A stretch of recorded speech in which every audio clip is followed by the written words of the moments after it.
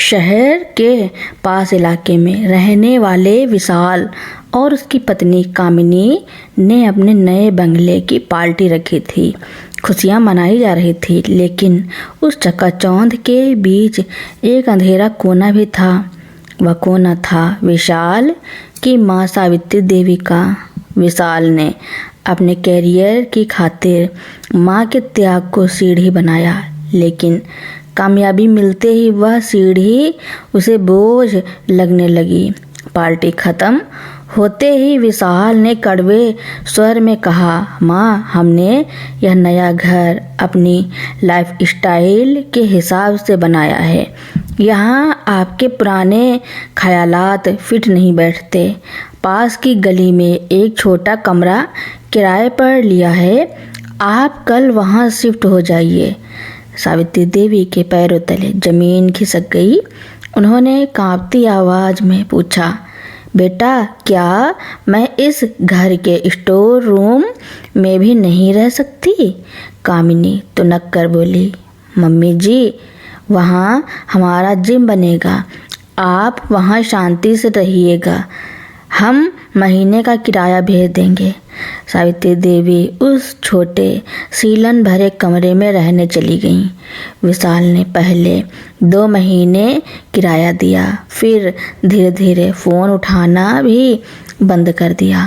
सावित्री देवी को समझ आ गया कि जिस बेटे को उन्होंने अपना खून पिलाकर बड़ा किया, वह अब उनका अस्तित्व ही भूल चुका है। भूख और लाचारी ने उन्हें तोड़ना चाहा, लेकिन सावित्री देवी ने हार नहीं मानी।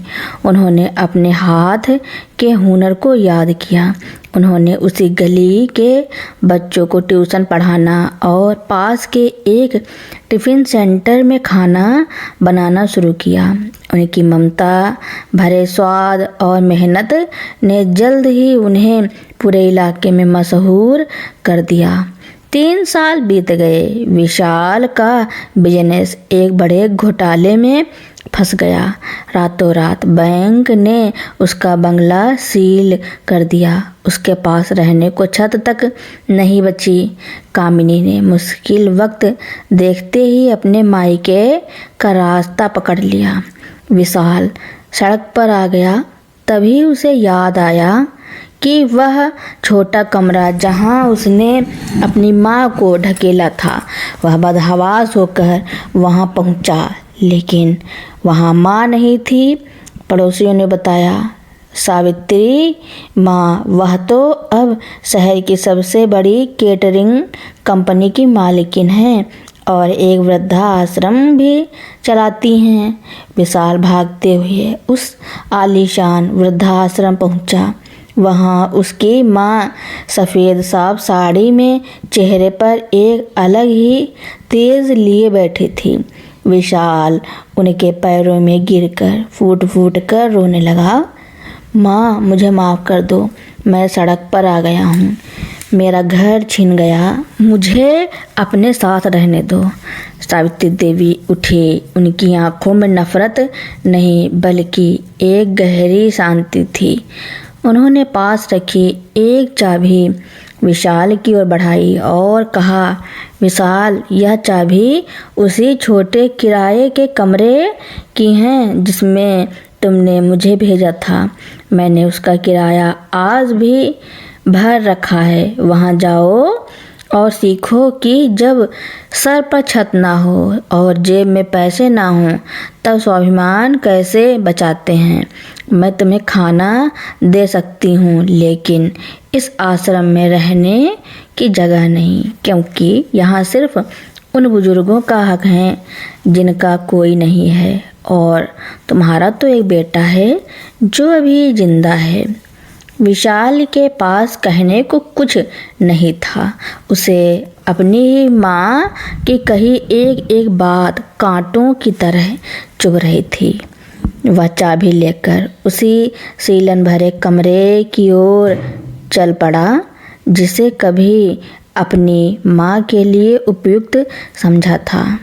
विशाल उस छोटे से कमरे की दहलीज पर खड़ा था, जिसकी दीवारों से पपड़ी झड़ रही थी। कभी उसने इसी कमरे को अपनी माँ के लिए जन्नत बताया था, पर आज जब खुद वहाँ रहने की बारी आई तो उसे वह कमरा एक काल कोठरी जैसा लग रहा था। विशाल ने कमरे का ताला खोला। अंदर वही पुरानी चटाई बिछी थी जिस पर उसकी माँ सोया करती थी। कोने में मिट्टी का एक छोटा सा दिया रखा था। विशाल रात भर सो नहीं सका। उसे याद आ रहा था कि कैसे उसने अपनी माँ की बीमारी की आवाज़ को अनसुना कर दिया था ताकि उसकी नींद खराब ना हो। अगली सुबह जब वह काम की तलाश में निकला तो उसे पता चला कि बाजार में उसकी साख खत्म हो चुकी है। कोई उसे चपरासी की नौकरी देने को भी तैयार नहीं है। थक हार कर वह शाम को एक मंदिर की सीढ़ियों पर बैठ गया। तभी उसकी नज़र एक छोटे बच्चे पर पड़ी जो अपनी बूढ़ी दादी का हाथ पकड़कर उन्हें सड़क पार करा रहा था। विशाल की आंखों से अविरल आंसू बहने लगे। उधर सावित्री देवी का केटरिंग और वृद्धाश्रम का काम तेजी से बढ़ रहा था। एक दिन उनके पास शहर के डीएम का फ़ोन आया। उन्होंने बताया कि सरकार बेसहारा युवाओं के लिए एक कौशल विकास केंद्र खोलना चाहती है और वे चाहते हैं कि सावित्री देवी उसकी देख रेख करें। सावित्री देवी ने मुस्कुराकर कहा, साहब मैं तैयार हूँ, पर मेरी एक शर्त है। यहाँ काम सिखाने वाले और सीखने वाले दोनों को पहले 1 महीना वृद्धाश्रम में सेवा करनी होगी। जो अपनों का सम्मान नहीं कर सकता वह समाज का भला क्या करेगा। हफ्ते बीत गए। विशाल भूख से बेहाल हो चुका था। एक दिन उसने विज्ञापन देखा कि सावित्री देवी के केंद्र में मजदूरों की ज़रूरत है। वह चेहरा छिपाकर वहां पहुंचा। उसे भारी पत्थर ढोने का काम मिला। वह दिन भर कड़ी धूप में पत्थर उठाता और शाम को उसे जो थोड़े पैसे मिलते उससे वह अपना पेट भरता। एक दोपहर भारी पत्थर उठाते समय विशाल का पैर फिसल गया और पत्थर उसके पैर पर गिर गया। वह दर्द से चीख पड़ा। भीड़ जमा हो गई। सावित्री देवी भी शोर सुनकर वहां पहुंची। जैसे ही उन्होंने मजदूर का चेहरा देखा, उनके हाथ से पानी का गिलास छूट गया। विशाल दर्द और शर्म से अपनी आंखें बंद कर ली। वह बोला, माँ मुझे मत पहचानो, मैं इसी लायक हूँ। मैंने तुम्हें जो दर्द दिया यह पत्थर उसका छोटा सा हिस्सा है। सावित्री देवी ने उसे सहारा देकर उठाया, पर इस बार उनके दिल में वह पुरानी मोह ममता नहीं थी, बल्कि एक गुरु की शक्ति थी। उन्होंने कहा, विशाल, गिरते हुए को उठाना मेरा धर्म है, चाहे वह मेरा बेटा हो या कोई अजनबी। तुम यहाँ अस्पताल में इलाज कराओ, लेकिन याद रखना यह कमरा और यह मेहनत तुम्हारी सजा नहीं, तुम्हारी तपस्या है। जिस दिन तुम उस छोटे कमरे में रहते हुए दूसरों का दर्द समझने लगोगे, उस दिन तुम्हारी माँ तुम्हें मिल जाएगी। 1 साल बीत गया। विशाल ने उसी केंद्र में रहकर मेहनत की। अब वह बदल चुका था। उसने अपनी कमाई से उस छोटे कमरे को मरम्मत कराया और उसे उन लोगों के लिए खोल दिया जिनके पास सिर छिपाने की जगह नहीं थी। दीपावली की शाम थी। सावित्री देवी अपने वृद्धाश्रम में दिए जला रही थी। तभी उन्होंने देखा कि गेट पर विशाल खड़ा है, पर आज उसके हाथ खाली नहीं थे। वह अपने साथ अपनी पत्नी कामिनी को भी लेकर आया था, जिसे वह सुधार कर वापस लाया था। दोनों ने आकर माँ के पैर छुए।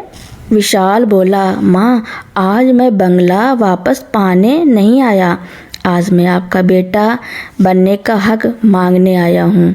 मुझे उस कमरे में रहकर समझ आया कि रोटी का स्वाद भूख से नहीं, माँ के आशीर्वाद से आता है। सावित्री देवी ने दोनों के सिर पर हाथ रखा। उन्होंने अपनी सारी संपत्ति ट्रस्ट के नाम कर दी और खुद एक साधारण जीवन जीने लगी। उन्होंने साबित कर दिया कि संतान को संपत्ति देना जरूरी नहीं है, उसे संस्कार देना सबसे बड़ी वसीयत है। विशाल और कामिनी अब उसी वृद्धाश्रम में रसोइया और सेवक बनकर रहने लगे। शहर ने देखा कि जो बेटा कभी अपनी माँ को बोझ समझता था, आज वही बेटा समाज की हजारों माँओं की लाठी बन गया था। विशाल और कामिनी का जीवन अब पूरी तरह बदल चुका था। जो हाथ कभी सिर्फ हुक्म चलाना जानते थे, अब वे बुजुर्गों की थालियाँ परोसते और उनके पैर दबाते। लेकिन कहानी का सबसे बड़ा सबक अभी आना बाकी था, क्योंकि कर्मा का हिसाब तब तक पूरा नहीं होता जब तक इंसान को अपनी की गई गलती का आईना किसी और रूप में न दिख जाए। शांति सदन में सेवा करते हुए विशाल को 2 साल बीत गए थे। एक सुबह गेट पर एक लग्जरी कार आकर रुकी। कार से एक नौजवान उतरा, जिसके चेहरे पर वही अहंकार था जो कभी विशाल के चेहरे पर हुआ करता था। वह नौजवान कोई और नहीं, विशाल का अपना बेटा आर्यन था, जिसे उसने शहर के सबसे महंगे बोर्डिंग स्कूल में पढ़ने भेजा था। आर्यन अंदर आया और विशाल को पसीने में लथपथ बर्तन धोते देख नफरत से भर गया। उसने चिल्ला कर कहा, डैड, यह क्या तमाशा है? लोग मेरा मजाक उड़ा रहे हैं कि मेरा बाप एक आश्रम में नौकर है। आप लोग यहाँ क्या कर रहे हैं और दादी कहाँ हैं? विशाल ने नम आँखों से बेटे को देखा। उसे अपनी छवि आर्यन में साफ नजर आ रही थी। विशाल बोला, बेटा, मैं नौकर नहीं, अपनी गलतियों का प्रायश्चित कर रहा हूँ और दादी यही हैं। तभी सावित्री देवी वहाँ पहुँची। आर्यन ने उन्हें देखते ही कहा, दादी, आप यह सब बंद कीजिए। मुझे अपनी पढ़ाई के लिए और दोस्तों के साथ ट्रिप पर जाने के लिए 10 लाख रुपए चाहिए। मुझे पता चला है कि आपने सारी प्रॉपर्टी ट्रस्ट को दे दी है। आप इसे वापस लीजिए। आखिर मैं आपका इकलौता वारिस हूँ। सावित्री देवी ने शांति से आर्यन की बात सुनी और फिर एक पुरानी धूल भरी डायरी उसके हाथ में थमा दी। उन्होंने कहा, आर्यन, यह तुम्हारे पिता की डायरी है। इसमें लिखा है कि उन्होंने कितनी मेहनत से पैसा कमाया और कैसे उस पैसे के घमंड में मुझे सड़क पर छोड़ दिया। बेटा, वारिस वह नहीं होता जिसे वसीयत मिलती है। वारिस वह होता है जो विरासत की लाज रखता है। आर्यन गुस्से में पैर पटकता हुआ बाहर जाने लगा। वह चिल्लाया, मुझे आप लोगों की कोई ज़रूरत नहीं, मैं खुद अपना रास्ता बना लूँगा। विशाल घबरा गया। वह अपने बेटे को उसी गड्ढे में गिरते देख रहा था जिसमें वह खुद गिरा था। वह सावित्री देवी के पास गया और बोला, माँ, क्या आर्यन भी वही सब भोगेगा जो मैंने भोगा? क्या उसे कोई नहीं बचाएगा? सावित्री देवी ने विशाल के कंधे पर हाथ रखा और कहा, विशाल, तुमने मुझे किराए के कमरे में भेजा था, लेकिन तुमने अपनी गलती सुधारी। अब आर्यन को भी जीवन के थपेड़े खाने दो। जब तक उसे पसीने की कीमत और अपनों की अहमियत समझ नहीं आएगी, वह इंसान नहीं बन पाएगा। 1 साल बाद आश्रम के बाहर एक लड़का फटे हाल कपड़ों में खड़ा था। उसके हाथ में एक छोटा सा लिफाफा था। वह आर्यन था। उसने पिछले 1 साल में वेटर का काम किया था, अपमान सहा था, और तब उसे एहसास हुआ कि उसके पिता ने यहाँ क्या कमाया है। उसने सावित्री देवी के चरणों में वह लिफाफा रखा। उसमें उसकी पहली कमाई के 5,000 रुपये थे। आर्यन रोते हुए बोला, दादी, मैं वारिस नहीं सेवक बनने आया हूँ। मुझे उस किराए के कमरे की चाबी दे दीजिए। मैं अब वहाँ रहकर मेहनत करना चाहता हूँ। सावित्री देवी की आंखों में खुशी के आंसू थे। आज उनका परिवार सही मायने में अमीर हो गया था, पैसे से नहीं बल्कि संस्कारों से। विशाल, कामिनी और आर्यन अब मिलकर आश्रम चलाते हैं। वह पुरानी हवेली अब ईंट पत्थर का मकान नहीं बल्कि मानवता का मंदिर बन गई थी। लोग दूर दूर से यह देखने आते थे कि कैसे एक टूटे हुए परिवार ने कर्मा की मार को आशीर्वाद में बदल दिया। आर्यन का आत्मसमर्पण उस परिवार के लिए एक नई सुबह लेकर आया। लेकिन नियति ने अभी एक अंतिम परीक्षा और तय कर रखी थी, ताकि यह साबित हो सके कि क्या यह बदलाव वाकई स्थायी है। आश्रम के काम सुचारू रूप से चल रहे थे कि तभी एक रात शहर में भारी मूसलाधार बारिश और तूफान आया।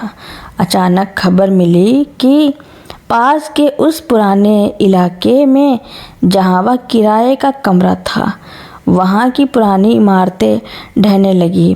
विशाल और आर्यन बिना समय गंवाए बचाव कार्य के लिए वहां पहुंचे।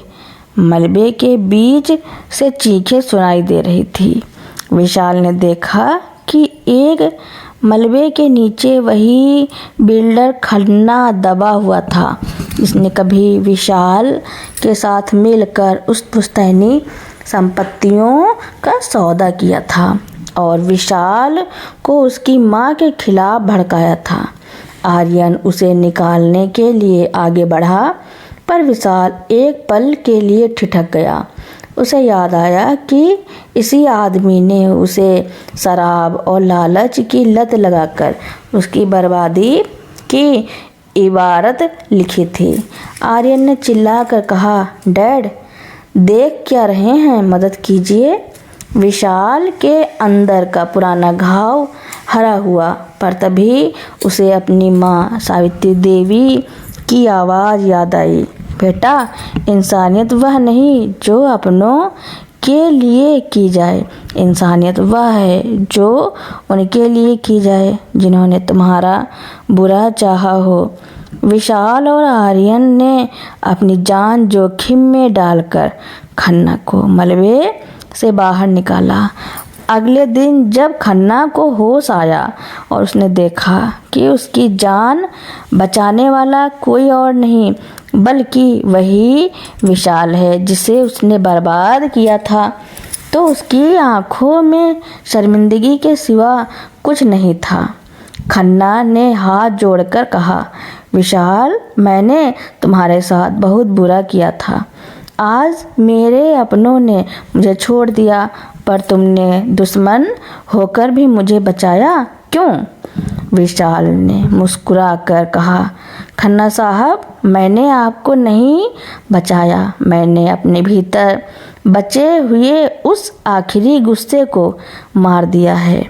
अब मैं मुक्ता हूँ। इस घटना के बाद शहर के बड़े बड़े व्यापारियों का हृदय परिवर्तन हुआ। जिस शांति सदन को लोग सिर्फ एक वृद्धाश्रम समझते थे, अब वह एक संस्कार केंद्र बन गया। लोग अपने बच्चों को वहाँ हफ्ते में 1 दिन सेवा करने के लिए भेजने लगे। ताकि वे विशाल और आर्यन के संघर्ष से सीख सके। सावित्री देवी ने अब अपनी अंतिम इच्छा व्यक्त की। उन्होंने विशाल, कामिनी और आर्यन को बुलाया और कहा, आज मेरा कर्मा का खाता बराबर हुआ। मैंने तुम्हें खोकर पाया और तुमने मुझे खोकर खुद को पाया। अब यह आश्रम मैं तुम तीनों के हवाले करती हूँ। याद रखना, जिस दिन इस चौखट पर किसी बुजुर्ग को अपनी आंखों के आंसू लेकर आना पड़ा, समझ लेना कि मेरा बलिदान व्यर्थ गया।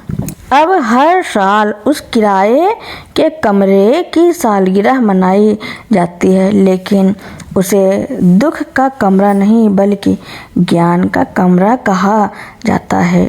आज भी वह पुरानी चटाई और मिट्टी का दिया रखा है, जो आने वाली पीढ़ियों को याद दिलाता है कि महल ईंटों से बनते हैं पर घर संस्कारों से। पैसा हाथ का मैल है पर माँ बाप का आशीर्वाद 7 जन्मों की पूंजी। विशाल, कामिनी और आर्यन अब उसी आश्रम में एक साधारण सेवक की तरह रहते हैं। उनके पास अब करोड़ों का बैंक बैलेंस तो नहीं था, लेकिन हर रात उन्हें जो सुकून की नींद आती थी वह दुनिया की सबसे बड़ी दौलत थी। तो दोस्तों, मेरी कहानी सुनने के लिए आपका बहुत बहुत धन्यवाद। ऐसी ही कहानियाँ सुनने के लिए मेरे चैनल को लाइक, कमेंट, शेयर, सब्सक्राइब एवं बेल आइकन का बटन दबाना ना भूलना, ताकि मेरी नई नई कहानियाँ आप तक पहले ही पहुँचती रहें।